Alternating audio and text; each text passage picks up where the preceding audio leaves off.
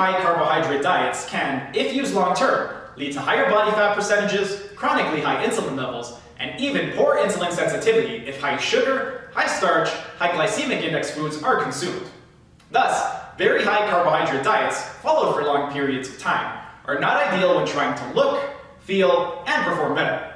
However, during certain times of the year, certain individuals with specific goals, such as powerlifters or NFL offensive linemen, may choose to follow an intelligently designed high carbohydrate diet for a brief period of time.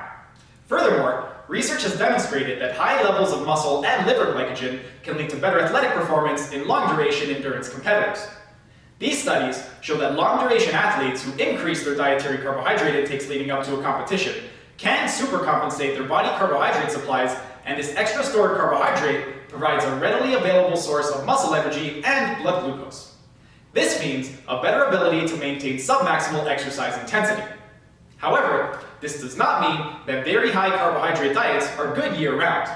Further, current research shows that the strategic use of higher carbohydrate feedings during and post-exercise, combined with more moderate carbohydrate feedings throughout the rest of the day, can help to increase fat burning while preserving carbohydrate stores, thus maintaining muscle and liver glycogen concentrations even during intense training periods. Therefore, higher carbohydrate intakes of this nature should only be utilized for the 3 or 4 days leading up to a competition.